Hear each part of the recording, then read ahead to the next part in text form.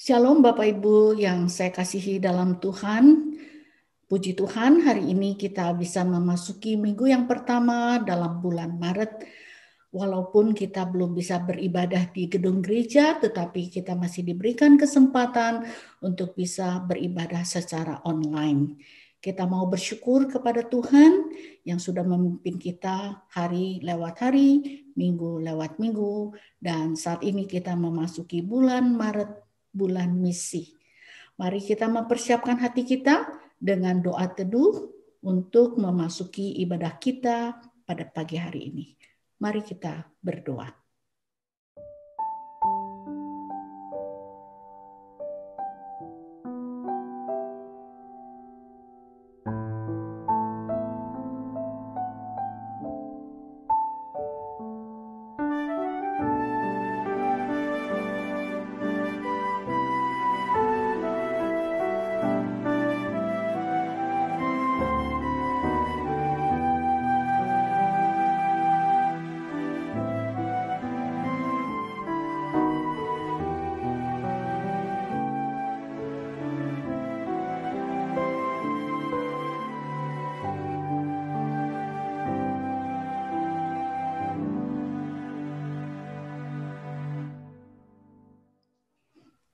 Mari kita bangkit berdiri, kita akan mulai kebaktian kita dengan satu pengakuan bahwa pertolongan kita datangnya daripada Allah yang menciptakan langit dan bumi, yang memelihara ciptaannya dengan kasih setianya sampai selama-lamanya. Turunlah kiranya atas kita sekalian kasih dan anugerah daripada Allah Bapa, Allah Putra, dan Allah Roh Kudus. Amin. Nats panggilan beribadah pada pagi hari ini terambil dari Mazmur 98 ayat 1 hingga ayat yang kedua. Nyanyikanlah nyanyian baru bagi Tuhan, sebab Ia telah melakukan perbuatan-perbuatan yang ajaib. Keselamatan telah dikerjakannya kepadanya oleh tangan kanannya, oleh lengannya yang kudus. Tuhan telah memperkenalkan keselamatan yang daripadanya, telah menyatakan keadilannya di depan mata bangsa-bangsa. Mari kita bersama-sama meresponi firman Tuhan, kita memuji Tuhan dengan nyanyian Terpujilah Nama Allah.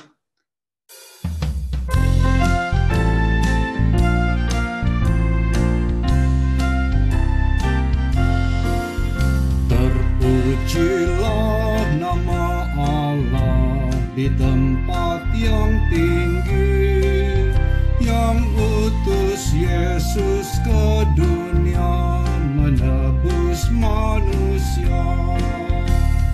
Puji namanya, puji namanya, puji muliakan namanya. Puji namanya, puji namanya, puji muliakan namanya. Nama Yesus penuh kuasa atas segalanya, duduk di atas tahtanya, disembah malaikat. Puji namanya, puji namanya, puji muliakan namanya. Puji namanya, puji namanya, puji muliakan namanya. Puji namanya, puji namanya, puji muliakan namanya. Puji namanya, puji namanya, puji muliakan namanya.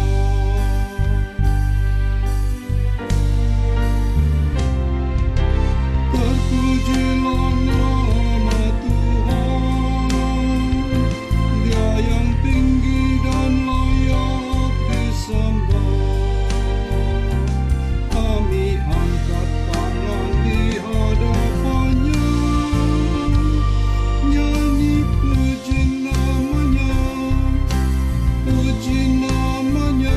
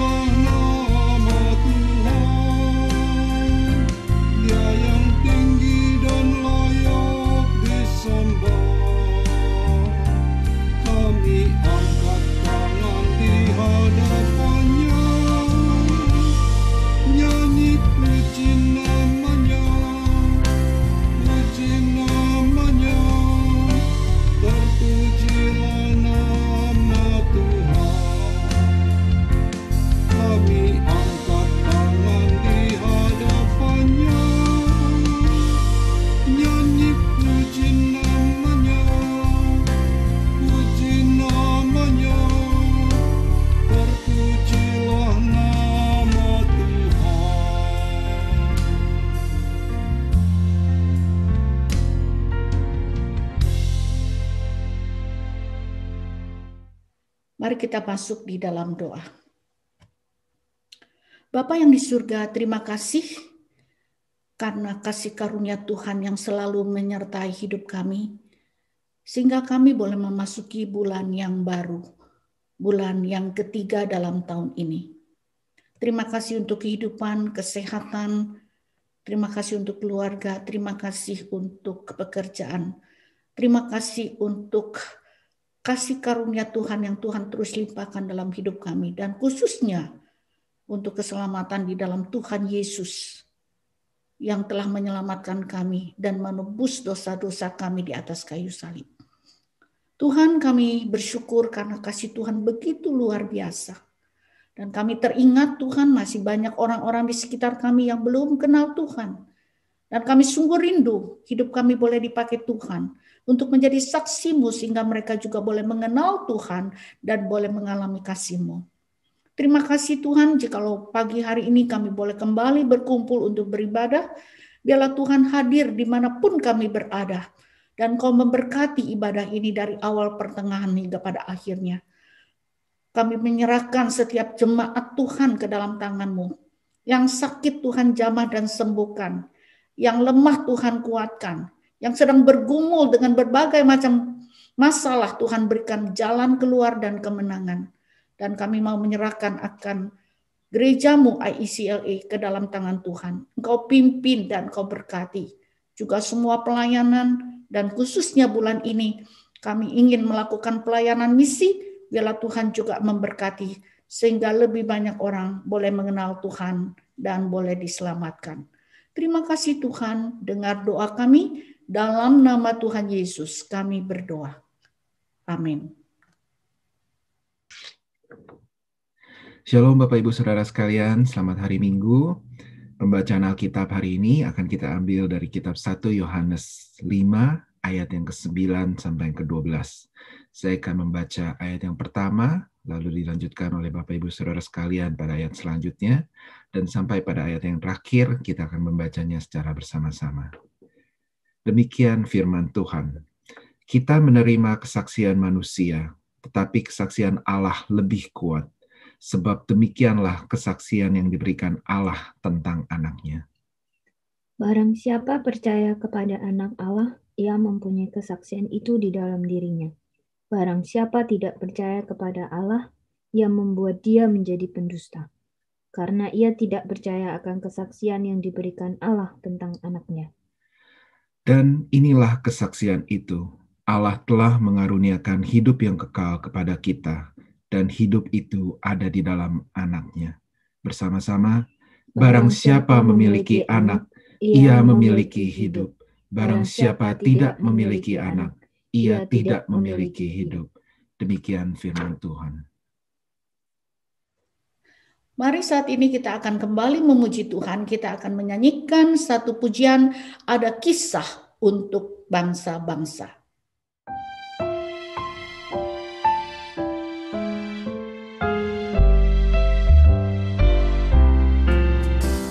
Ada kisah untuk bangsa-bangsa yang mengubah hati cemar. Kisah yang benar dan indah, penuh damai dan terang. Penuh damai dan terang. Dan gelap jadi remang pagi, dan remang jadi siang terang. Nyatalah bumi penuh kasih-Nya. Ada berita untuk bangsa-bangsa, Tuhan bertahta di surga. Dia utus anak-Nya ke dunia untuk menyelamatkan kita, untuk menyelamatkan kita. Jadi remang pagi, dan remang jadi siang terang. Tahta Kristus akan nyatalah, bumi penuh kasih-Nya. Beritakan juru selamat dunia,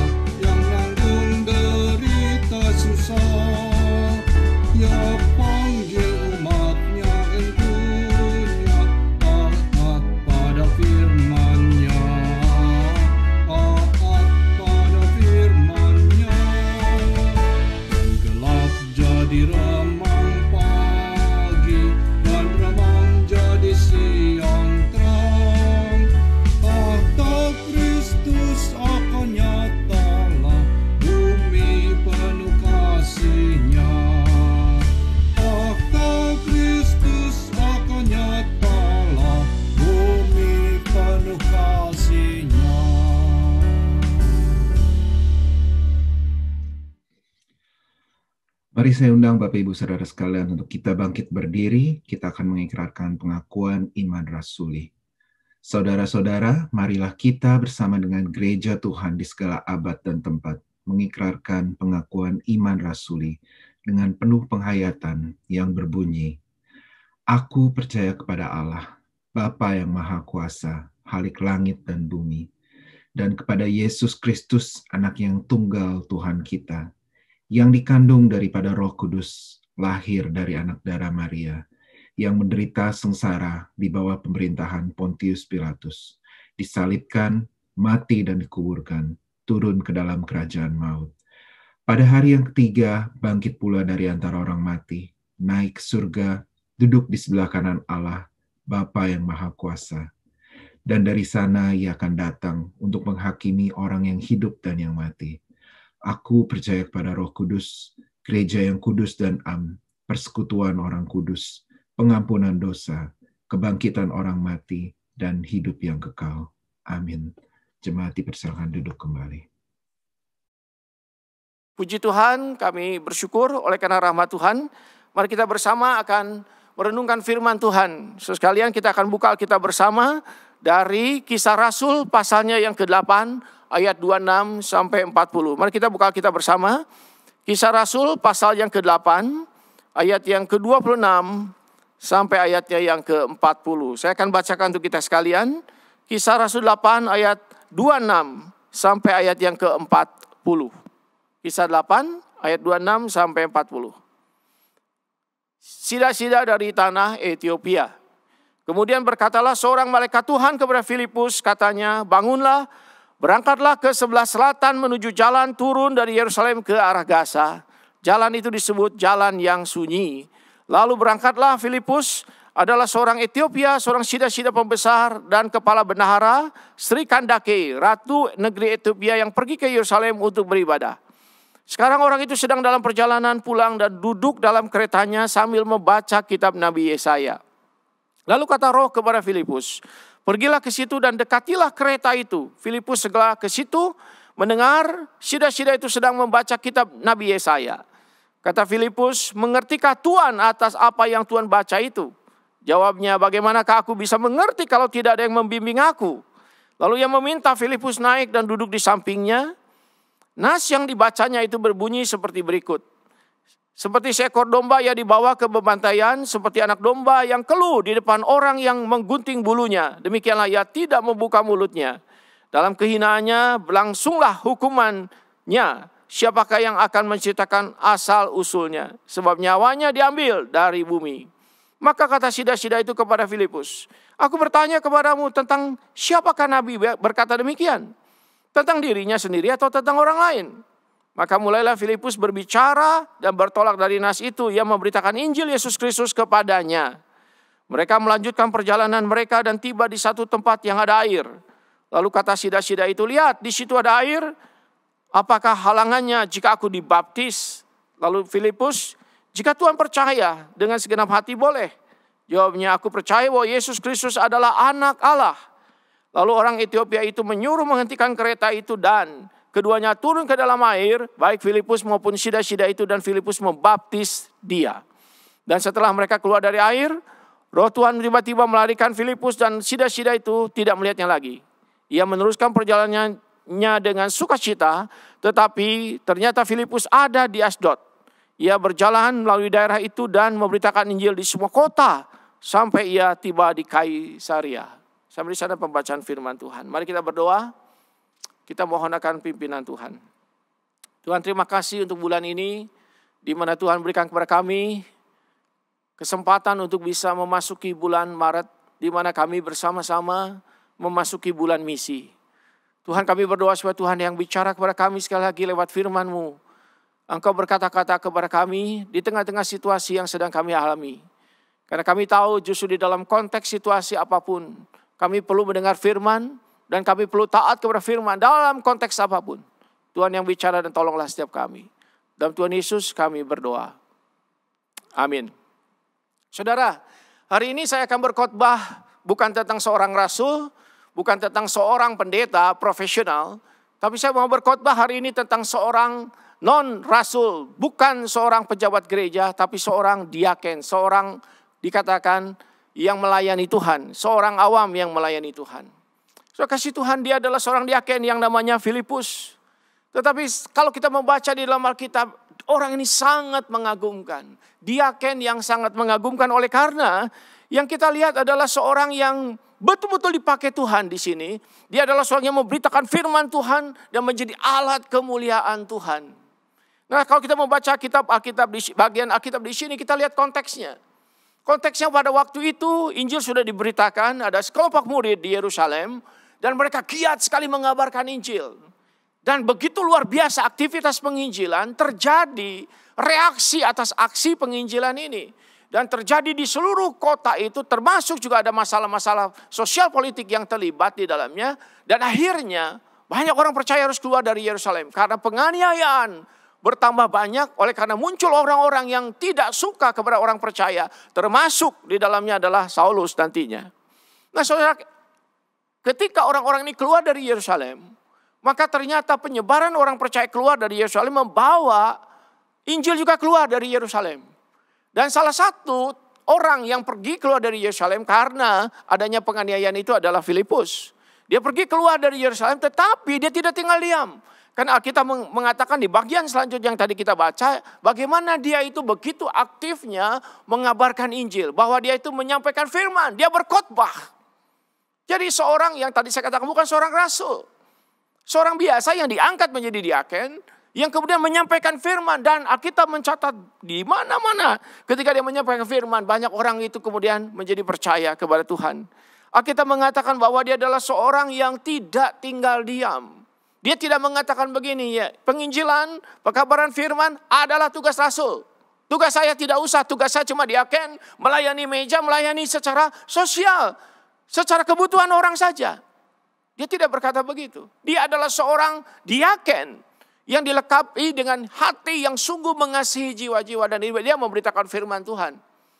Seorang dipakai Tuhan menjadi hamba Tuhan, dipakai oleh Tuhan tidak akan tergantung kepada jabatan dia. Tidak tergantung kepada gelar yang dimilikinya. Tidak tergantung sekalian. Seorang yang mau mengasihi Tuhan, siapapun dia, orang yang biasa sekalipun. Kalau dia mau mendapatkan firman dan menyampaikan firman, itu adalah kebebasan yang luar biasa yang Tuhan berikan. Maka kita lihat apa yang terjadi. Filipus mengabarkan Injil kemana-mana bersama dengan penyebaran orang-orang Kristen kemana-mana pada masa itu. Dan sekalian yang luar biasa adalah bahwa pelayanan Filipus tidak hanya semata-mata mengabarkan firman. Tapi Alkitab mengatakan dia diberikan kuasa Tuhan. Sehingga dia juga mengusir roh-roh jahat yang ada pada orang-orang yang diganggunya. Dan Alkitab mengatakan juga bagaimana dia itu membuat mujizat kesembuhan. Tuhan memakai dia. Dan banyak orang berbondong-bondong datang kepada dia. Maka ada seorang komentator mengatakan bahwa di sini kita melihat apa? Di sini kita melihat orang sederhana, orang biasa yang lari dari penganiayaan, yang disentuh oleh kuasa Roh Kudus, yang membawa pertobatan besar ke seluruh kota Samaria. Dan dia adalah orang yang mengubah kota-kota di Samaria. Komentator ini saya rasa tidak salah. Ketika dia membaca akan kisah Rasul bagian ini, dia langsung terkesima, seperti saya juga terkesima dan kita terkesima bahwa seorang yang ordinary, seorang yang biasa, yang lari dari penganiayaan ketika dia menyerahkan hidup kepada Roh Kudus, Tuhan memakai dia bisa menjadi seorang yang luar biasa dipakai Tuhan di kota-kota, bahkan di wilayah-wilayah kota Samaria. Sesuatu yang akan berlaku buat saya dan saudara juga. Dan kita mengatakan tidak berhenti di sana.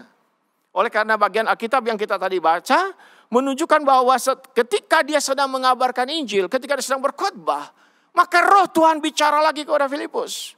Dan Alkitab mengatakan sementara dia berkhotbah itu kemudian Roh Tuhan bicara kepada Filipus untuk segera pergi. Nah, perginya ditunjukkan di sini Alkitab mengatakan, maka dia pergi ke tempat yang ditunjukkan oleh Roh Kudus itu. Dikatakan dia berangkat. Dan kemudian dia menemukan seorang yang memang sudah disiapkan Tuhan di situ. Seorang bendahara dari Ratu Kandake dari Ethiopia. Seorang pejabat tinggi, seorang bendaharawan yang menguasai dan yang diminta untuk mengurus akan seluruh harta kekayaan dari Ratu Ethiopia ini. Jadi bisa kita bayangkan betapa dia adalah orang yang luar biasa dipercaya, orang yang betul-betul melayani ratu, orang yang sungguh-sungguh. Tetapi saudara sekalian, kasihannya adalah bahwa dia itu memang datang ke Yerusalem untuk juga menyembah Allah Abraham, Ishak dan Yakub. Tetapi pengetahuannya tentang kebenaran firman itu hanya terbatas di Perjanjian Lama. Itu sebabnya yang dia baca dan dibawa itu adalah gulungan kitabnya Yesaya. Dan ketika dia sedang membaca bagian itu, dikatakan di dalam keretanya, dia itu tidak mengerti apa maksud daripada firman Tuhan itu. Tetapi Alkitab mengatakan Roh Tuhan menggerakkan Filipus datang kepada sida-sida ini, kepada orang Ethiopia ini untuk kemudian menjelaskan. Dan teks yang dibaca itu ada diambil dari Yesaya di situ. Dan Yesaya 53, 7 dan ke-8 mengenai Mesias, mengenai juru selamat yang akan datang seperti domba dibawa ke pembantaian, seperti anak domba yang keluh di depan orang yang menggunting bulunya. Demikianlah ia tidak membuka mulutnya, dalam kehinaannya berlangsunglah hukumannya. Siapa yang akan menceritakan tentang asal usulnya? Teks ini yang dibaca pada waktu itu oleh sida-sida Ethiopia ini. Nah saudara sekalian, dia tidak mengerti, dan Filipus kemudian menjelaskan, Alkitab katakan kepada sida-sida ini apa maksud daripada nubuatan mesianik ini. Nah saudara sekalian, jadi sida-sida ini hanya taunya dari Perjanjian Lama. Nubuatan Mesias yang ada dalam kitab Yesaya. Kita tidak tahu bagaimana dia memperoleh semuanya. Dari mana salinan-salinan kitab Perjanjian Lama ini, kita tidak tahu. Tetapi yang jelas saudara sekalian, Filipus datang untuk menolong dia mengerti mengenai nubuatan ini, mengenai apa yang akan terjadi dengan Mesias.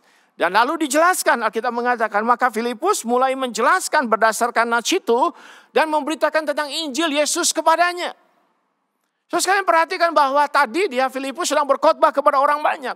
Tetapi Roh Tuhan memanggil dia untuk pergi ke jalur yang menuju ke Gaza untuk memberitakan Injil kepada orang ini. Sida-sida Ethiopia, dan di situ dia memberitakan Injil Yesus Kristus. Luar biasa bukan? Filipus seorang yang mengabar Injil di publik, tetapi juga dia adalah seorang yang memberitakan Injil secara pribadi. Tidak ada dikotomi di sini yang berkata mana yang lebih penting. Semuanya penting. Ada saatnya kita menyampaikan firman kepada publik secara luas, ada saatnya juga secara personal. Dan dua-duanya penting. Dan di sini kita melihat apa yang terjadi. Lalu bendahara itu percaya. Dia itu seorang yang takut akan Tuhan. Seorang proslit, kalau dalam bahasa teologisnya. Seorang yang ingin kenal Allah, yang punya kerinduan mengenal Tuhan Allah.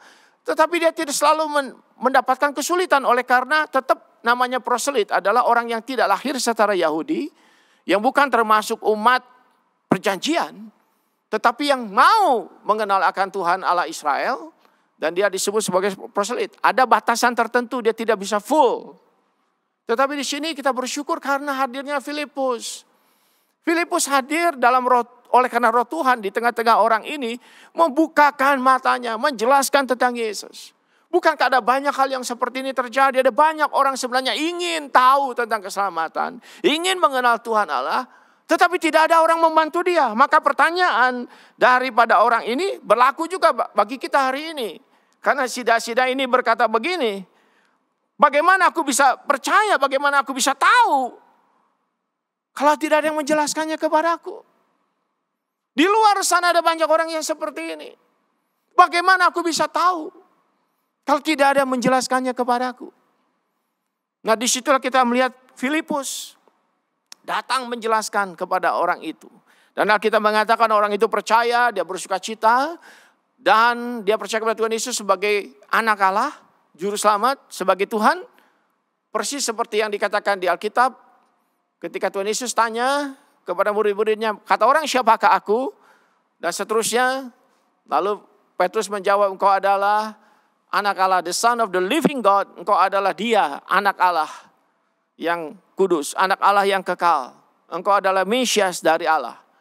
Nah sekalian itu yang dipercaya. Anak Allah, Mesias dari Allah. Dan apa yang terjadi? Itu membuat dia sukacita. Karena keselamatan datang kepada orang ini. Lalu sida-sida itu berkata, boleh nggak aku dibaptis? Di mana ada air di sini? Di sana ada air, bisa nggak aku dibaptis? Nah, saudara, betapa luar biasanya bukan? Orang ini percaya Tuhan dan dia itu tidak berlama-lama dia dibaptis. Saya kadang-kadang tidak mengerti ada orang itu percaya Tuhan, dia nunggu begitu lama sampai dia dibaptis. Entah apa yang ditunggu, saudara sekalian. Tetapi orang ini dikatakan, apakah ada halangan kalau aku dibaptis? Dia rindu untuk dibaptis. Dia tidak menunda-nunda dibaptis.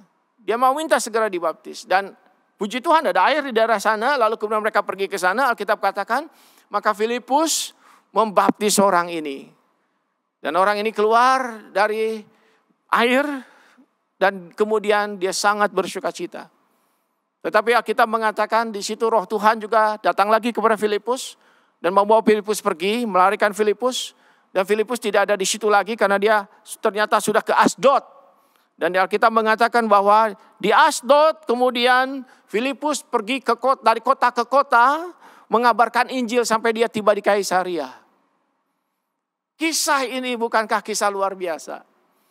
Dari seorang diaken yang dipakai Tuhan. Seorang diaken yang extraordinary, saudara sekalian. Luar biasa. Dia adalah seorang yang dipakai Tuhan. Dan kalau saya membaca di teks ini, firman ini, Lukas adalah sejarawan, Lukas adalah penulis kisah Rasul. Dan saudara memperhatikan dia menuliskan akan kisah ini. Dan memang sesuai dengan sekuensinya, dituliskan itu setelah menuliskan tentang penganiayaan di Yerusalem. Dan kalau kita lihat penganiayaan di Yerusalem, apa yang terjadi? Di situ ada seorang diaken juga. Prior to Filipus. Sebelum Filipus ini kelihatan hebatnya. Yaitu siapa? Stefanus. Seorang diaken namanya Stefanus yang juga luar biasa mengabarkan Injil. Dia memberitakan firman. Dan kita lihat ketika dia berkhotbah. Dikatakan hati para pendengar itu seperti digedor-gedor sekalian. Oleh karena ada api pemberitaan yang luar biasa. Pikiran orang-orang itu tercelik. Cuma punya pilihan. Mau percaya atau tidak percaya. Cuma itu pilihannya. Dan sekalian mereka sebagian tidak suka kepada Stefanus. Akhirnya Stefanus diseret keluar dan dirajam. Dan kita lihat ceritanya, dia dirajam di bawah pimpinan seorang bernama Saulus. Saulus yang kemudian menjadi Paulus. Saudara sekalian, Stefanus adalah diaken. Dan Filipus di sini pun adalah diaken. Jadi dua bagian Alkitab di sini pasal 6, 7, 8 berbicara kepada kita tentang diaken-diaken yang luar biasa. Jadi kalau boleh kisah Rasul itu sebenarnya harus ditambahin mungkin namanya. Bukan cuma the Acts of the Apostles. Bukan karya-karya tindakan-tindakan sejarah dari para rasul-rasul. Tetapi mungkin harus ditambahkan juga the Acts of the Apostles and Deacons. Oleh karena di situ ada deacon. Ada diaken-diaken yang luar biasa sekalian. Ini bukan soal jabatan sekali lagi. Ini bukan soal dia rasul atau bukan rasul. Dia ini adalah seorang pejabat gereja atau bukan. Tapi adalah seorang yang hatinya itu dipakai Tuhan. Yang hidupnya dipakai Tuhan mengabarkan Injil. Maka di sini ditaruh sekali lagi oleh Lukas. Satu Stefanus. Setelah itu adalah Filipus. Dan setelah itu Saulus yang menjadi Paulus. Jadi kita lihat di sini saudara sekalian ini seperti melihat tokoh-tokoh pada bermunculan di kisah Rasul. Orang-orang yang tadinya tidak dikenal. Menjadi tiba-tiba orang-orang yang hidup dipakai Tuhan menjadi sangat luar biasa. Mereka menjadi seperti terang, seperti api yang tiba-tiba menyala. Lalu kemudian menjadi tidak ada lagi. Tetapi karya mereka hebat, karya mereka luar biasa. Dan kalau saya sudah membaca di Alkitab, di kisah Rasul yang tadi kita baca, ada seorang komentator. Salah satunya adalah John Maxwell berkata begini. Ini adalah sebuah kisah pemimpin yang hebat, kata John Maxwell. Dia katakan ada 6 hal di sini yang dia lihat. Yang pertama adalah seorang yang bertanggung jawab pribadi kepada Tuhan. Filipus adalah seorang yang bertanggung jawab secara pribadi kepada Tuhan. Untuk apa yang dikasih kepada dia. Untuk kesempatan yang diberi kepada dia. Dia bertanggung jawab. Ada accountability. Dia tanggung jawab sama Tuhan. Dikasih kesempatan pelayanan, dia kerjakan. Itu nomor 1. Nomor 2. John Maxwell berkata, orang ini Filipus menyerahkan haknya kepada Tuhan. Secara fleksibel. Dia tidak mempertahankan haknya. Kalau Tuhan menyuruh dia apa, dia lakukan itu.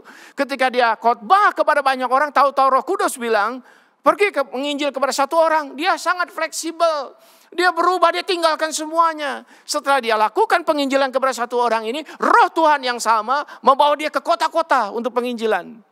Itu yang kedua, seorang yang menyerahkan haknya. Dia tidak ngotot, dia tidak debat dengan Tuhan, dia tidak ribut dengan Tuhan. Kenapa Tuhan begini? Dia ikut saja kepada roh Tuhan. Simple saja dan fleksibel. Yang ketiga, John Maxwell berkata, Filipus adalah seorang yang peka kepada pimpinan Tuhan. Seorang yang sensing God's revelation. Dia betul-betul dengar Tuhan mau apa, dia ngerti. Nah ini sekali, kalau orang gak dekat dengan Tuhan kan agak susah untuk bisa mengerti. Tapi kalau orang dekat dengan Tuhan kan jadi peka. Seperti suami istri kalau sudah betul-betul dekat kan tahu keinginan istri apa. Dia kalau makan sukanya bagaimana, sayurnya apa, dia suka manis atau suka asin, atau dia suka makanan yang asam dan sebagainya. Kita tidak, seorang suami yang dekat dengan istri tahu, istri pun tahu suaminya kesukaannya apa, begitu. Kepekaan itu yang ada pada Filipus. Dan yang keempat, dia memiliki kepedulian kepada orang lain. Itu sebabnya meskipun satu orang seperti Sida ini dia layani juga. Dia tidak berkata begini, sorry ya, saya ini kelasnya kelas publik nih, saya ini adalah public figure, saya tidak melayani satu-satu. Oh sekarang tidak ada masalah untuk Filipus. Dia pergi kepada Sida itu yang satu orang, itu pun orang Ethiopia sekalian. Dan yang kelima, Filipus adalah seorang yang relevan, yang connected kepada mereka. Sehingga kita mengatakan dia tahu dengan jelas bagaimana mengabar Injil kepada orang Sida ini. Dari pembacaan Yesaya itu dia dekati dan dari situ dia menjelaskan tentang Yesus. Bukankah ini sesuatu yang luar biasa? Dia menggunakan teks firman Tuhan Perjanjian Lama untuk menjelaskan tentang Yesus Juru Selamat, Anak Allah kepada Sida ini sampai dia percaya. Dan yang terakhir dikatakan karena John Maxwell berkata bahwa Filipus ini adalah seorang yang securing the response. Dia men-secure, dia mengamankan responsnya. Yaitu apa? Supaya betul-betul orang ini bukan cuma diberitakan firman tentang Yesus, tetapi make sure, diyakinkan bahwa betul-betul dia percaya, dan diyakinkan juga bahwa dia dibaptis. So sekalian, dengan tidak berlebih-lebih memuji Filipus, kita mau mengatakan bahwa Filipus memang adalah seorang diaken yang luar biasa, yang patut saudara contoh bersama. Dan kalau saya boleh tambahkan dari bagian ini, ada satu poin lagi kalau boleh ditambahkan, yaitu dia adalah seorang yang tidak buang-buang waktu, sekalian. Dia itu adalah seorang yang mengerti, menggunakan waktu untuk mengabarkan firman, menggunakan waktu untuk mengabar Injil kepada pribadi, dia menggunakan waktu. Dan kalau saya membaca, ada semacam gerakan, movement yang kita baca dari kisah ini. Bahwa seperti seorang yang betul-betul busy, seorang yang betul-betul sibuk, dia tidak buang-buang waktu. Saya terkesan dengan seorang dosen saya dulu di seminari, yang selalu mengatakan begini, saudara tahu saya tidak punya waktu untuk buang-buang waktu. Karena waktu menjadi sesuatu yang begitu berharga.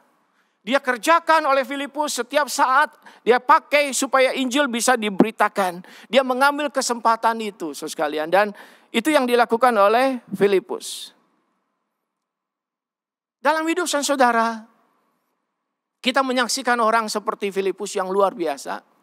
Tetapi salah satu yang mungkin kita pelajari di saat ini adalah bahwa ada satu sense di mana dia itu betul-betul menggunakan kesempatan untuk memuliakan Tuhan, mengabar Injil dalam kesempatan yang singkat. Saya adalah orang yang juga perlu mengubah diri saya tentu saja berkenaan dengan hal ini. Kita memang harus lebih sungguh-sungguh dalam mengabarkan Injil. Kita sadar seringkali ada banyak alasan yang membuat kita itu kemudian tidak mengabar Injil. Kadang-kadang dan seringkali kita itu overthinking. Berpikir terlalu jelimet-jelimet sampai akhirnya tidak mengerjakan apa-apa. Kadang-kadang kita itu over discussion. Terlalu banyak diskusi tapi nggak ngerjakan apa-apa. Dan seringkali kita itu delay. Dan seringkali kita tuh lelet. Istilah lelet itu artinya telat-telat begitu. Tidak sigap. Dan akhirnya kita kehilangan sesuatu yang sangat penting dalam hidup saudara. Dan apa yang sangat penting itu? Waktu. Waktu. Terus sekalian, waktu adalah sesuatu yang sangat penting dan itu yang tidak disia-siakan oleh Filipus. Dia gunakan waktu-waktu yang ada di dalam pengabaran Injilnya.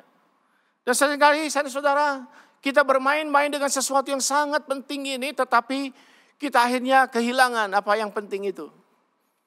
Saudara pernah nggak perhatikan kalau seorang itu nggak ngerti nilai sesuatu, dia bisa mainkan itu dengan tanpa mengerti akan nilainya. Kalau seorang itu tidak mengerti permata, dia bisa bermain-main dengan permata itu, dan mungkin permata itu akan hilang. Dan sampai satu saat dia baru nyadar bahwa permata itu begitu berharga. Ada orang di antara kita yang mungkin bermain dengan hal-hal yang penting dalam hidup kita. Dan kita menjadi begitu bodoh untuk menyadari bahwa itu adalah hal yang penting. Dan saudara, apa yang paling penting? Waktu. Waktu adalah pemberian Tuhan yang sangat berharga. Tetapi persoalannya kita tidak selalu menyadari ini, bukan? Kita menyanyiakan kesempatan, bahkan waktu untuk melayani, waktu untuk melakukan misi, waktu untuk melakukan penginjilan. Karena kita begitu sibuk mengerjakan hal-hal yang lain, dan apa yang paling penting itu tidak kita kerjakan. Saya mau cerita sedikit kepada saudara sekalian tentang pengalaman saya sendiri, di mana saya mesti belajar tentang hal ini. Ketika saya selesaikan S3 saya untuk program PhD saya menggunakan segala kesempatan siang malam. Kadang saya bangun tidur sangat larut malam sampai subuh, dan kadang saya juga sangat kekurangan tidur untuk bisa mengerjakan seluruh disertasi saya supaya bisa selesai pada waktunya. Tetapi karena begitu banyak pelayanan, kadang-kadang itu mundur. Dan kemudian setelah satu kali saya ada kesempatan ketemu dengan pembimbing saya, seorang profesor yang luar biasa hebat. Lalu kemudian saya coba selesaikan semuanya dalam waktu yang singkat. Dan saya bawa satu bundel hasil itu, draft disertasi yang sudah saya pikir final akan selesai. Dan saya berharap bahwa beliau akan terima dan akan berkata, well done, bagus. Tapi saudara, apa yang terjadi? Ketika saya serahkan itu, satu bundel disertasi saya yang halamannya lebih dari 300 halaman, hampir 400 halaman. Saya serahkan kepada dia, dan saudara apa yang dia katakan? Agus, saya minta maaf. Saya sudah tidak punya waktu untuk membaca ini semua. Waktu yang tersedia sudah habis. Maksudnya apa? Maksudnya adalah saya sudah lakukan yang the best yang saya bisa lakukan untuk kamu. Dan kamu tahu itu. Dan kalau saya sekarang dalam segala kesibukan yang luar biasa, saya diminta untuk mereview dan meneliti semua ini lagi, saya sudah tidak bisa lagi. Saya selesai. Saudara, hari itu adalah hari seperti kilat di siang hari untuk saya. Seorang yang saya harapkan akan kemudian mengapresiasi, melihat semuanya dan berkata well done dan move on, maju terus. Tetapi hari itu dia berkata saya nyerah. Karena saya sekarang tugasnya berbeda. Dari sejak kita mulai proyek ini sampai hari ini segalanya sudah berubah. Gitu. Dia sudah jauh lebih sibuk dari sebelumnya. Jauh lebih sibuk, dan dia berkata saya tidak bisa. Saudara, saya pergi ke kamar, di acara itu saya sangat frustasi, kecewa, dan betul-betul kecewa dan penuh dengan kemarahan juga. Cuma pertanyaannya, mau marah sama siapa? Siapa yang saya bisa marahi? Saya bisa memarahi diri saya dan terus-menerus bisa juga memarahi atau memarahi orang lain atau seterusnya. Tapi yang jelas saya tidak bisa memarahi dia. Ketika saya merenungkan semua yang dia lakukan, dan saya tahu dengan jelas satu kali saya menerima email dari dia, karena dia itu betul-betul, dari beliau itu betul-betul periksa segalanya. Dan saya membaca, saya ketawa sendiri oleh karena review yang dia bikin itu bahasanya tambah lama tambah ngaco. Kata-katanya tambah aneh-aneh semua, dan dia di situ mengakhiri dengan kalimat, oh sorry, dari tadi saya salah ngetik. Di sini sudah jam 2 subuh dan saya sudah lakukan yang terbaik untuk mereview tulisanmu. I'm sorry, nanti kita akan lanjutkan. Saya ingat bahwa dia sudah berkorban buat saya sampai berjam-jam dan sampai seperti tadi jam 2 subuh untuk mereview draft itu. Jadi kalau saya mau marah kepada dia, dan dia posisinya sekarang sudah jauh lebih tinggi dari sebelumnya, kesibukannya sudah jauh lebih banyak dari sebelumnya, saya mesti marah sama siapa? Saya tidak bisa marah kecuali marah kepada diri sendiri. Saya katakan mea culpa. It's my fault. Itu salah saya sendiri sebenarnya. Oleh karena saya memang sudah setengah mati berusaha memenuhinya. Tetapi itu masih belum cukup. Itu masih belum cukup untuk menyelesaikan segalanya. Waktu ada kala di tengah segala kesibukan, masih ada waktu yang sebenarnya kosong saya bisa kerjakan itu. Saya sudah memaksa diri saya, tetapi mungkin masih belum betul-betul memaksa diri. Saya baru mengerti nilainya waktu. Ketika dia mengatakan selesai, tidak bisa lagi. It's over. Saudara kasih Tuhan, waktu adalah sesuatu yang begitu berharga untuk saudara. Ketika itu dikasih tahu kepada kita, it's over. Waktu Anda sudah habis. Anda sudah tidak punya kesempatan lagi. Mobil kita bisa beli, saudara sekalian. Rumah kita bisa cicil, beli lagi. Pulsa gampang kita ganti kalau habis. Tapi kalau waktu habis, saudara mau beli di mana? Dengan uang apa kita bisa membayar waktu? Kita tidak bisa, bukan? Itu sebabnya waktu adalah sesuatu yang luar biasa penting. Maka tema hari ini diberikan kepada saya adalah time for mission. Waktu untuk lakukan misi. Dan kita menyesal bahwa seringkali kita tidak menghargai waktu yang Tuhan kasih kepada kita. Kita tidak menghargainya. Satu kali saya pergi pelayanan di China, saya mengajar 18 hari di sana. Saudara dikasih Tuhan. Saya tidak tahu apakah kita sadar tidak bahwa waktu terus berlalu dan kita membuang banyak waktu, kita tidak melakukan apa-apa untuk Injil. Tuhan Yesus mengatakan di dalam Injil Yohanes, kamu berkata bahwa masa menuai itu 4 bulan lagi, tapi aku berkata kepadamu, tuaian sudah menguning dan siap dituai. Dan pekerja-pekerja harus segera pergi ke tuaian itu untuk menuai. Saudara kasih Tuhan, Tuhan Yesus bicara secara kronologis memang 4 bulan lagi. Semua orang akan pergi ke ladang menuai. Tetapi kita bicara soal jiwa-jiwa, kata Tuhan, yang sebenarnya sudah siap dituai. Tuaian ini sudah menguning secara kualitatif. Mereka ready, mereka siap. Jadi sebenarnya kalau kita mengatakan tuaian itu belum siap, ladangnya belum menguning, situasinya belum bagus, kita hanya mencari alasan saja. Oleh karena Alkitab mengatakan kepada kita, Injil harus diberitakan baik apa tidak baik waktunya. Itu sebabnya kita membaca firman Tuhan ini. Kita mesti menyadari sekarang ini bahwa kesempatan sudah ada, tuaian sudah jadi di sana. Dan kata Tuhan Yesus, mintalah sekarang ini, berdoalah. Supaya ada lebih banyak lagi pekerja-pekerja untuk ladang tuaian ini. The time has come. Waktunya sudah datang di mana kita harus menuai. Kita harus bekerja sekarang ini. Time for mission. Itu sebabnya pertanyaannya hari ini. Memasuki bulan misi, pekan misi yang ke-45, kita perlu bertanya. Apakah yang Tuhan minta dari kita? Saudara sekalian, saya yakin Tuhan belum minta segalanya dari kita. Belum minta tubuh kita. Belum minta roh jiwa kita. Belum minta seluruh harta kita. Belum minta seluruh waktu dan tenaga kita, belum. Atau mungkin tidak akan pernah terjadi. Dia hanya minta sebagian kecil yang sebenarnya tidak kompatibel dengan apa yang dia berikan. Karena dia berikan seluruh dirinya. Dia adalah domba keluh yang diseret dan membiarkan dirinya diseret untuk penebusan dosa saudara. Jadi mari kita bertanya pada momen-momen pekan misi kali ini. Setiap 3 minggu ke depan kita akan mendengarkan firman Tuhan diberitakan. Pertanyaannya kepada kita adalah apakah yang saudara lakukan? Apakah saya dan saudara ambil bagian? Tidak. Mari kita bertanya kepada diri kita. Saya mau jadi seperti Filipus. Mungkin tidak sehebat Diaken ini. Tapi ya Tuhan, bisalah setengahnya lah. Kalau tidak bisa setengahnya, ya seperempatnya lah Tuhan.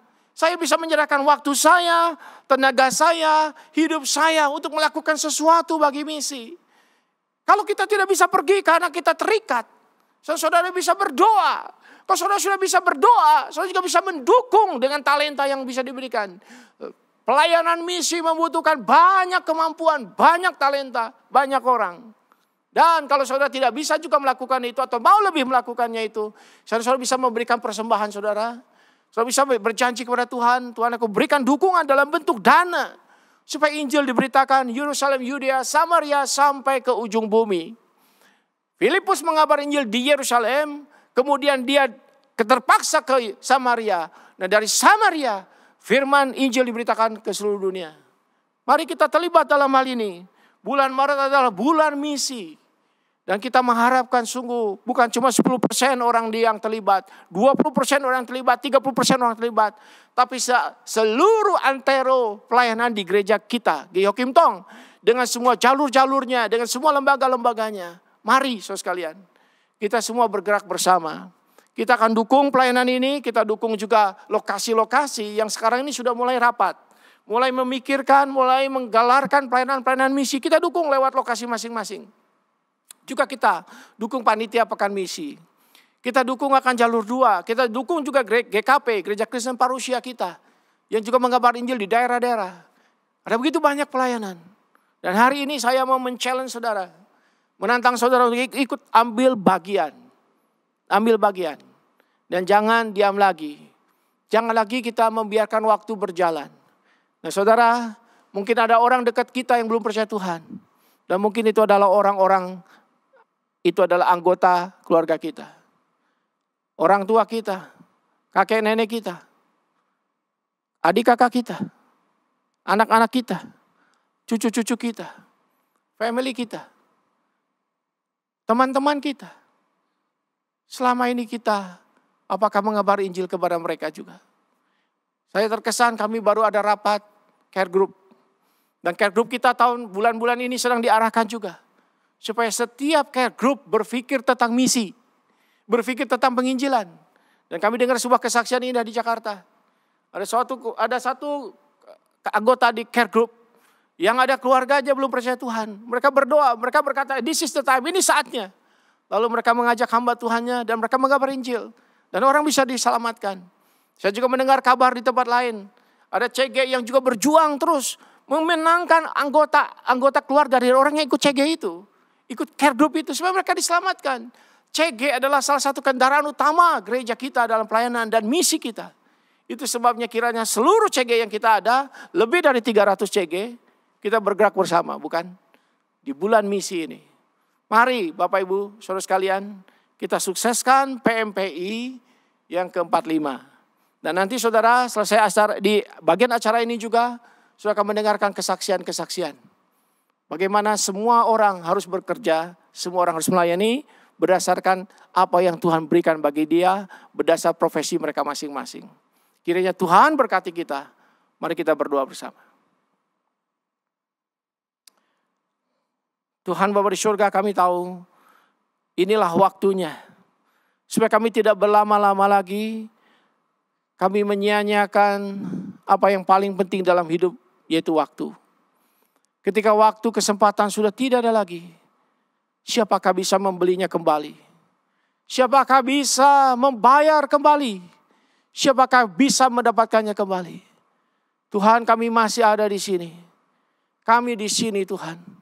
Di dalam kesempatan kami untuk bisa mengabari Injil. Tuhan, kami mohon belas kasihan anugerah-Mu. Supaya kami boleh bergerak seluruhnya untuk Injil Tuhan. Mulai dari setiap keluarga demi keluarga di gereja kami. Ada gerakan satu-satu dari gereja kami. Supaya setiap kami itu mulai memikirkan keluarga. Pohon keselamatan keluarga. Supaya bukan cuma kami jadi pokoknya yang percaya. Tapi ranting-rantingnya, family-family kami yang belum percaya Tuhan. Tuhan, pakailah gereja ini. Pakai setiap kami Tuhan. Pakailah kami. Terima kasih Tuhan, kami bersyukur boleh memasuki pekan misi tahun ini. Berkati para pembicara, berkati seluruh webinar, semua pembinaan, baik nasional maupun juga di lokasi kami masing-masing. Dalam Tuhan Yesus kami berdoa. Amin. Ketika saya muda, saya sempat terjerumus ke dalam pergaulan yang kurang baik. Di situ saya merasa tidak membutuhkan Tuhan karena saya memiliki segalanya. Saya merasa saya memiliki uang, karir saya, kepintaran dan keluarga serta teman-teman. Sampai akhirnya keluarga saya mengusir saya ke Amerika karena saya hidup di dalam jalan yang tidak berkenan di dalam Tuhan. Di sana Tuhan mengambil segala-galanya dan hanya menyisakan Dia yang menjadi satu-satunya tempat saya bisa bersandar. Saya bersyukur Tuhan memberikan saya kesempatan untuk belajar ke China, menjadi dokter sampai sekarang. Relasi saya dengan keluarga dipulihkan dan ketika saya kembali ke Indonesia, saya kembali ke GII Setrasari, di mana itu menjadi gereja keluarga saya dulu. Saya mengikuti berbagai macam pembinaan, bertemu dengan banyak anak-anak Tuhan yang lain, dan bertumbuh di sana dengan saudara-saudara seiman, belajar menjadi murid Tuhan Yesus yang sesungguhnya. Di situ saya belajar untuk mewartakan kabar gembira, terutama kepada calon istri saya, Dr. Margareta, yang saat itu bukan orang percaya. Dulu saya bukan orang yang percaya, tapi saya menemukan berbagai jawaban di seminar yang saya ikuti di GI Setrasari, dan bersyukur pada akhirnya saya bisa menerima Tuhan Yesus sebagai juru selamat secara pribadi. Bersyukur kepada Tuhan, bersama dengan Parusia Ministry, Tuhan memberikan kesempatan kepada kami berdua untuk melayani dalam profesi kami sebagai dokter dengan merintis pelayanan kesehatan, menyampaikan kabar gembira sebagai dokter di ladang misi. Kami melakukan pelayanan kesehatan gratis menjadi First Medical Mission Project, yaitu mobile clinic. Meski dalam kondisi pandemi, kami terus bergerak dengan tim dalam Yayasan Misi Parusia Ministry untuk mengembangkan potensi pelayanan dengan mengadakan pengobatan gratis, konseling dalam ladang misi, konseling mengenai kesehatan mental dan fisik seputar pandemi COVID-19. Pesan kami adalah, dimanapun kita berada saat ini, profesi apapun yang sedang kita lakukan, itu adalah kesempatan yang Tuhan berikan dan jalan Tuhan. Di sana kita harus melayani Tuhan dengan sebaik-baiknya. Kami bersyukur kita berdua diberikan kesempatan untuk melayani melalui profesi kami sebagai dokter dan bekerja di ladang Tuhan. Jangan sia-siakan kesempatan, karena mungkin kesempatan itu tidak akan datang untuk kedua kalinya. Give the best for God. This is the time for mission. So kasih Tuhan, kita akan mendukung pelayanan misi kita. Dan tahun demi tahun kita memiliki janji iman. Dan tahun ini pun sekalian kita memasuki tahun misi ke-45. Dan kita mengharapkan kita bersama akan mendukung 3D. Dari daya, dari doa, dan dari dana. Dari daya adalah saya dan saudara, hidup kita, kekuatan kita bagi Tuhan. Kalau saudara ada yang mau menyerahkan hidup penuh waktu, penuh diri saudara untuk kemuliaan Tuhan, menjadi hamba Tuhan, saudara juga bisa menyerahkan hidup kita bagi Tuhan untuk dipersiapkan menjadi hamba Tuhan, menjadi misionari. Tapi kalaupun tidak, saudara hari ini tetap seperti tadi firman yang mengatakan, kita bisa ambil bagian saudara sekalian. Jangan diam, mari kita berbuat sesuatu. Dan yang kedua, doa. Mari kita terus berdoa untuk pengabaran Injil, baik dekat ataupun jauh. Nah, saudara bisa bergabung dengan gerakan-gerakan doa yang ada baik di lokasi masing-masing ataupun di kelompok care group masing-masing. Kita semua berdoa, juga di keluarga kita masing-masing. Kita semua dihimbau berdoa. Dan yang ketiga adalah dana. Nah, kita juga punya target untuk dana yang kita bisa berikan untuk Tuhan mendukung pekerjaan misi. Nah, kita bersyukur tahun ini, di tahun misi yang 44, sekalipun keadaan ekonomi hancur-hancuran karena pandemi COVID, sekalian, kita tetap bersyukur karena Tuhan terus memenuhi dengan orang-orang yang mengasihi Tuhan di tengah segala kesulitan ekonomi, perdagangan, pekerjaan, tetap mereka memberikan kepada Tuhan. Dan kita bersyukur, terima kasih untuk setiap saudara-saudara yang mengasihi Tuhan, mengasihi pekerjaan misi, pekerjaan Tuhan. Saudara tetap memberi di tengah-tengah kesusahan. Seperti jemaat Tesalonika di dalam penderitaan yang berat, di dalam kesusahan yang berat, tetapi tetap sukacita, tetap memberi bagi kemuliaan Tuhan. Nah, saudara yang ingin memberi di tahun ini, tahun PMPI ke-45, saudara juga dipersilakan untuk scan barcode saudara. Ini ada barcode, saudara bisa ikuti dan tinggal scan di situ untuk pengisian formulir janji iman online. bit.ly form PMPI 45. Dan dari situ saya akan diarahkan untuk bisa mengikuti, mendukung pekerjaan misi dalam janji iman. Itu sebabnya mari kita ikuti, kita bisa scan. Dan saya undang, sementara saudara melakukan ini, kita akan tenang di depan Tuhan. Saudara, minta Tuhan bicara kepada saudara. Apa artinya hidup ini? Saya sudah diselamatkan, apakah saya milik saya sendiri atau saya milik Tuhan? Rasul Paulus mengatakan kau sudah dibayar dengan harga yang mahal. Engkau bukan milikmu sendiri. Karena itu muliakan Allah dengan hidupmu. Tuhan sudah memberi kita, membayar kita dengan tunai, dengan kematiannya di kayu salib. Ada seorang yang berkata, kalau Yesus adalah anak Allah yang mengasihi saya dan mati untuk saya, apakah lagi yang terbesar yang saya bisa tahankan untuk tidak saya berikan kepada dia? Roma pasal 8 berkata, Dia yang tidak menyayangkan anaknya, tapi yang sudah memberikan untuk saudara. Apakah lagi yang dia tidak akan berikan untuk kita? Semuanya pasti diberikan. Nah kita, bagaimana respon kita terhadap hal ini? Maka saudara berikan hidup saudara, doa saudara, dan dana saudara. Untuk kita bisa mendukung pekerjaan misi. Untuk kemuliaan Tuhan. Silahkan Bapak Ibu Saudara dengan tenang bisa scan dan silahkan isi form janji iman online. Untuk tahun pelayanan misi, tahun pelayanan ke-45, periode April 2021 sampai Maret 2022. Kiranya Tuhan akan tetap mencurahkan berkat-berkat-Nya dari sorga. Saudara ditanam di tepi aliran sungai, Anda tidak akan kekeringan. Anda akan selalu bersemi dan berbuah-buah oleh karena Tuhan menolong kita. Mari saya ajak kita berdoa sekali lagi. Terima kasih kepadamu Tuhan. Kristus adalah anak Allah yang mengasihi kami, peduli kepada kami. Engkau juga peduli bukan cuma kepada domba-domba yang sudah diselamatkan yang di dalam kandang. Tapi juga Engkau peduli kepada domba-domba lain di luar sana yang belum mengenal Tuhan. Ada banyak jiwa-jiwa orang di luar sana belum kenal Tuhan. Kami kembali bersyukur diingatkan. Bagaimana kami sendiri harus ambil bagian. Tidak menjadi egois. Tapi mengalami kasih Tuhan, kami membagi kepada orang lain juga Injil Tuhan. Mendukung pekerjaan-pekerjaan misi. Tuhan, kami tahu Engkau beramanat kepada kami. Amanat agung untuk kami boleh pergi mengabar Injil, memuridkan bangsa-bangsa. Tuhan, kami tahu bahwa kami tidak mungkin menista apa yang penting bagi Tuhan, meremehkan apa yang penting bagi Engkau. Kalau misi adalah pekerjaan utama yang penting yang Tuhan suruhkan bagi kami. Bagaimana mungkin kami menghinakannya? Bagaimana mungkin kami meremehkannya? Tuhan, tolonglah setiap kami. Lewat persembahan, diri, doa dan dana, kami mendukung pekerjaan misi ini.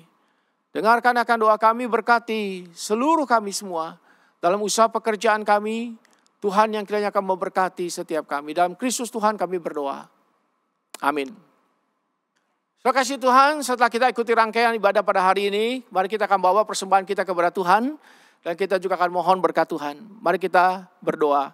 Bapa di surga, terima kasih segala berkat-Mu atas kami sekalian, kelanjutan hidup kami, pelayanan kami, supaya kami betul-betul bisa memuliakan Kau dalam hidup kami. Terima kasih segala berkat Tuhan, dan kami bawa persembahan kami kepadamu, kiranya itu berkenan kepada Tuhan, berkati juga seluruh pekerjaan kami, bukakan tingkap-tingkap langit berkat Tuhan, bukakan pintu-pintu kesempatan, bukakan kepada kami jalan-jalan baru Tuhan, bagi yang berusaha, bagi yang bekerja, bagi yang mengerjakan proyek-proyek baru, Tuhan berkati. Berkati yang mencari pekerjaan, berkati yang bergumul dengan pergumulan ekonomi, Tuhan tolong berkati. Berkati juga yang sedang bergumul dengan persoalan keluarga, Tuhan tolong solusinya Tuhan. Dan juga bagi kami yang rindu terus dipakai Tuhan, Engkau pakai setiap kami juga. Terima kasih Tuhan untuk berkat-Mu. Amin. Saat ini kita akan meresponi firman Tuhan yang baru saja kita renungkan bersama dengan memuji Tuhan. Kita akan menyanyikan satu lagu, Sekarang Waktunya.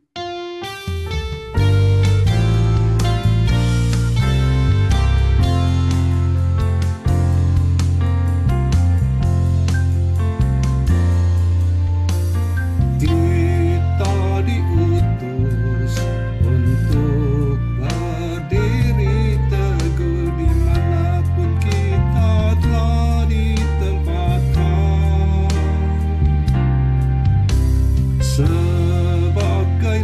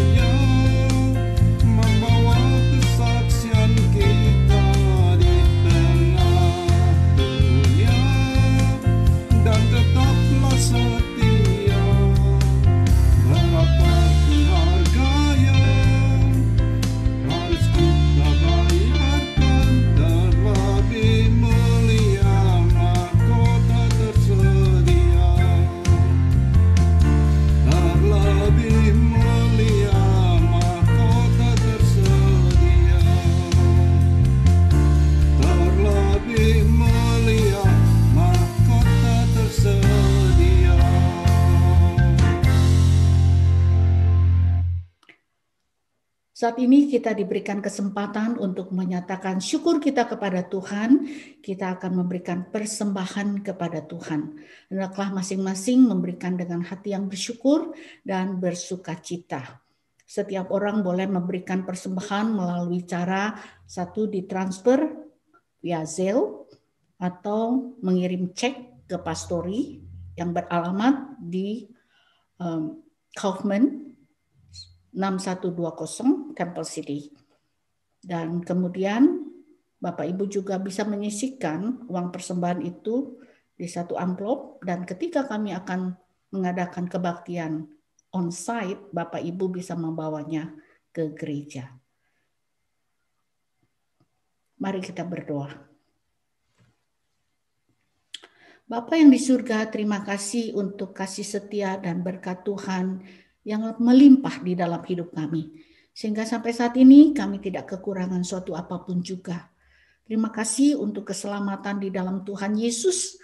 Dan terima kasih hari ini kami boleh diingatkan kembali akan amanat agung Tuhan. Kami Tuhan bukan hanya mau mempersembahkan uang kami, tapi kami juga mau memanjatkan doa kami untuk mendukung pelayanan misi. Bahkan kami juga mau dipakai Tuhan untuk menjadi alat-Mu, menjadi saksi-Mu, sehingga orang-orang yang belum kenal Tuhan boleh mengenal Tuhan. Dan Tuhan juga memberkati komitmen kami. Kami ingin memberikan sebagian berkat yang berasal dari Tuhan. Biarlah Tuhan pakai ini untuk perluasan kerajaan surga. Terima kasih Tuhan untuk Bapak, Ibu, dan saudara-saudari yang sudah terlibat di dalam pelayanan ini. Di dalam memberikan persembahan, Engkau berkati supaya hidup kami selalu dipakai Tuhan untuk menjadi berkat. Berkati mereka juga yang belum sempat atau belum mampu memberi. Biarlah Tuhan juga sama memberkati mereka.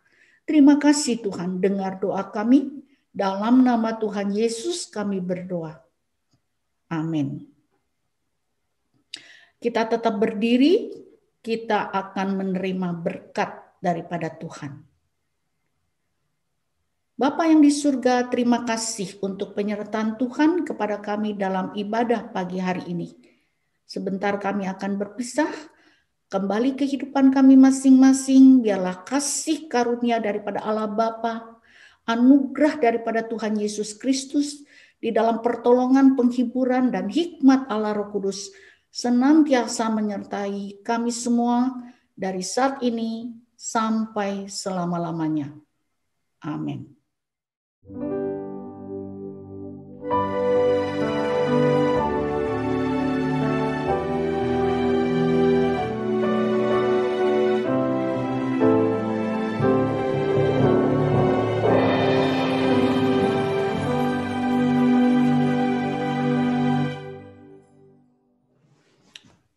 Silakan duduk. Saat teduh kebaktian selesai. Tuhan berkati Bapak Ibu sekalian.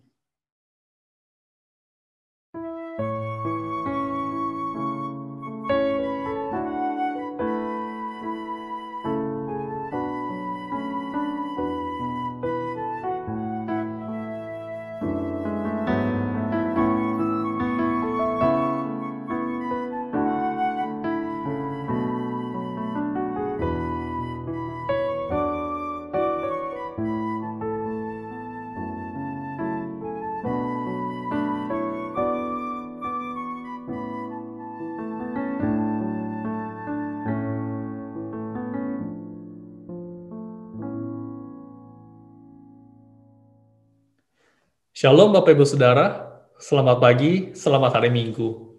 Senang sekali kita dapat beribadah bersama, walaupun secara online pada pagi hari ini. Tuhan begitu baik dan setia kepada kita. Minggu demi minggu telah kita lewati dan sampai kita pada bulan Maret. Bulan Maret adalah bulan misi. Mari kita ikuti dalam pelayanan misi dengan melakukan 3D. Bapak Ibu yang ingin berpartisipasi dapat mengisi e-form yang ada di layar dengan cara scan QR code yang ada di layar, atau Bapak Ibu juga dapat mengisi dengan form fisik. Form akan diberikan melalui WhatsApp grup ICLA Family. Bagi Bapak Ibu yang ingin mengisi dengan form fisik, dapat di-print, lalu difoto formnya dan dikirimkan kepada hamba Tuhan. Bapak Ibu Saudara, ada berita duka yang ingin saya wartakan. Pada tanggal 2 Maret 2021, almarhum Bapak Angga Kanaan, Papa dari Pak Teddy Halim, dan Papa mertua dari Ibu Liana telah dipanggil Tuhan di Indonesia. Mewakili hamba Tuhan, pengurus, dan seluruh jemaat HCLA, kami mengucapkan turut berduka cita kepada Bapak Teddy Halim dan Ibu Liana. Kiranya Tuhan menghibur dan menguatkan keluarga. Mari kita terus mendoakan untuk Pak Teddy sekeluarga agar sungguh mereka tetap kuat di dalam masa duka ini. Apakah Bapak Ibu Saudara sudah mendownload aplikasi terbaru dari Hokim Tong MyGII? Aplikasi ini dapat didownload di smartphone Anda di dalam Google Play dan juga App Store. Di dalam aplikasi ini, kita dapat melihat fitur seperti gerakan doa, renungan harian, pembinaan, dan juga tema sepekan. Kita dapat mengikuti informasi ini semua dengan cara mendownload aplikasi MyGII. Perjamuan Kudus pertama di tahun ini akan dilakukan pada tanggal 2 April dan bertepatan pada Jumat Agung. Ibadah Jumat Agung akan dilakukan pada pukul 7.30 malam. Kita akan dapat mengikutinya dalam channel YouTube kita, dan setelah itu akan ada sakramen perjamuan kudus dalam Zoom. Bagi Bapak Ibu yang ingin berpartisipasi di dalam sakramen ini, dapat mendaftarkan diri kepada Pak Sucipto. Demikian Bapak Ibu Saudara, warta pada pagi hari ini. Selamat hari Minggu, Tuhan Yesus memberkati. Sebagai orang percaya, kita mempunyai tanggung jawab untuk menyampaikan kabar baik. Namun, seberapa banyak yang sudah kita lakukan untuk menjalankan tugas tersebut? Parosia Ministry didirikan sebagai suatu sarana yang berfokus kepada pelayanan penyampaian kabar baik dan pembinaan rohani. Salah satu komitmen Parosia Ministry adalah menggerakkan jemaat untuk mendukung PMPI. Saat ini Parosia Ministry masih merintis 5 lokasi perintisan dan 8 lokasi gereja Kristen Parosia di berbagai kota. Bersyukur dalam 5 tahun terakhir telah terkumpul 20.828 komitmen dari seluruh lokasi GII untuk terus membangun dan mendukung pelayanan pemberitaan kabar baik. Parosia Ministry menjadi suatu komunitas besar untuk jemaat yang rindu melayani dan ingin dipakai dalam pekerjaan Tuhan. Selain itu, Parosia Ministry juga menjadi tempat penyaluran daya, dana, doa yang tepat sasaran. Saat ini Parosia Ministry telah membina 19 kelompok pemuritan di 14 daerah binaan dengan 55 SDM utusan sebagai penggeraknya. Dari pelayanan tersebut, sebanyak 2.117 orang sudah mendengarkan kabar baik. Kerjasama adalah kunci dalam keberhasilan bersama memberitakan kabar baik. Oleh karena itu, Parosia Ministry bekerja sama dengan 12 lembaga yang berbeda dalam skala nasional maupun internasional. Salah satunya dengan memberikan beasiswa kepada 77 mahasiswa yang sekarang sudah menjadi para pekerja di ladang Tuhan. Parosia Ministry telah mendukung guru-guru dan lebih dari 600 murid di lokasi daerah binaan. Tidak berhenti di situ, Parosia Ministry juga menggerakkan salah satu lokasi di GII Jakarta dalam pelayanan berbagi gizi dan komitmen 5 tahun untuk melakukan mission trip di daerah NTT. Pelayanan pemberdayaan juga sangat dibutuhkan untuk mengembangkan potensi sumber daya alam yang ada di daerah pelayanan tertentu dengan karakteristik tertentu. Parosia Ministry juga memperhatikan masyarakat sekitar, salah satunya melalui pelayanan kesehatan gratis. Apakah Anda sudah menggunakan waktu dan kesempatan untuk melayani dan memberitakan kabar baik selama ini? Mohon terus dukung dan berkarya bersama Parosia Ministry untuk dapat merealisasikan 3D, daya, dana, doa, agar bisa terus menjadi berkat dan memuliakan nama Tuhan.